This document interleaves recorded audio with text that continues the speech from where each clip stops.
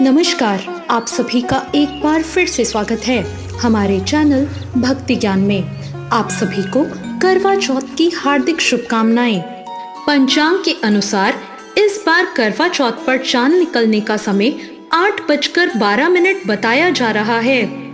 इस व्रत को सुहागिन महिलाएं करती हैं और रात में चंद्र दर्शन करके चांद को अर्घ देके व्रत का पारण किया जाता है और इस दिन को बड़ी श्रद्धा और भक्ति के साथ निर्जला व्रत रखकर मनाया जाता है।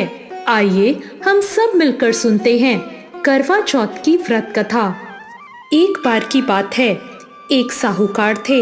उनके 7 बेटे और एक बेटी थी। सभी 7 भाई अपनी बहन से बहुत प्यार करते थे, यहाँ तक कि वो पहले उसे खाना खिलाते और बाद में स्वयं खाते। अब एक बार उनकी बहन करवा चौथ के समय अपने मायके आई हुई थी। अब शाम को जब भाई अपने अपने व्यापार से लौटकर घर आए तो उन्होंने देखा उनकी बहन बहुत व्याकुल थी। सब भाई खाना खाने बैठे और उन्होंने अपनी बहन को भी खाना खाने को कहा, लेकिन बहन ने बताया कि आज उसका करवा चौथ का निर्जला व्रत है और वो खाना सिर्फ चंद्रमा को देखकर उसे अर्घ देकर ही खा सकती है। भाइयों से अपनी बहन की ऐसी हालत देखी नहीं गई। अब उसके भाइयों ने एक योजना बनाई और अपनी पत्नियों से सब बता दिया। अब भाई दूर पहाड़ी पर गए और वहां जाकर आग जला दी और उस आग के आगे चलनी रख दी। दूर से ऐसा प्रतीत हो रहा था मानो चांद निकल आया हो। अब घर आकर भाइयों ने अपनी बहन से कहा, देखो चांद निकल आया है, अब तुम खाना खा सकती हो। साहूकार की बेटी ने अपनी भाभियों को भी बुलाया और कहा, भाभी देखो चांद निकल आया है, आप भी अर्घ देकर भोजन कर लो। अपनी ननद की बात सुनकर उसकी भाभियां बोली, बाईसा ये तो आपका चांद है, हमारा चांद आने में तो अभी समय है। साहूकार की बेटी को इतनी समझ नहीं थी, वो भूख से भी व्याकुल थी।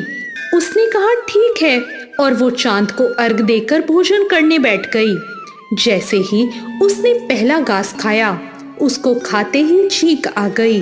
दूसरा घास खाते ही उसमें बाल निकल आया और तीसरा घास अभी खाने ही वाली थी कि उसके ससुराल से बुलावा आ गया कि उसका पति बीमार है और वो जिस भी हालत में हो तुरंत ससुराल पहुंचे।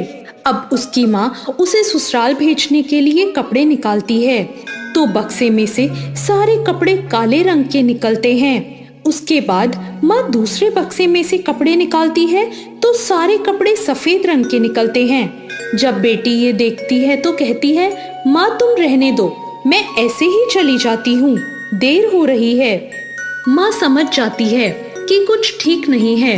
वो घबराकर बेटी से कहती है, बेटी रास्ते में जो छोटा बड़ा मिले सबके पैर छूती जाना, जो भी बूढ़ सुहागन होने का आशीर्वाद दे वही अपने पल्ले पे गांठ बांध लेना।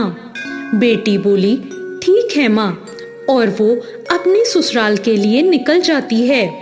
रास्ते में उसे जो भी मिलता है वो सबके पांव छूती हुई जाती है। सब कहते हैं खुश रहो, सुखी रहो, पियर का सुख देखो और सुखी और खुश रहने का आशीर्वाद देते हैं। ऐसे में वो चलते चलते अपने ससुराल पहुंच जाती है। ससुराल के दरवाजे पर उसकी छोटी ननद थी। जब वो उसके पांव छूती है तो वो आशीर्वाद देती है, सदा सौभाग्यवती रहो, पुत्रवती रहो, बूढ़ सुहागन हो। ये सुनते ही वो लड़की अपने पल्ले से गांठ दे लेती है। अब वो घर के अंदर जाती है तो देखती है कि उसका पति तो मरा हुआ जमीन पर लेटा है और उसे शमशान ले जाने की तैयारी हो रही है। वो ये देखकर बहुत रोई, बहुत चिल्लाई। जैसे ही उसे ले जाने लगे वो रोती चिल्लाती बोली, मैं इन्हें नहीं ले जाने दूंगी।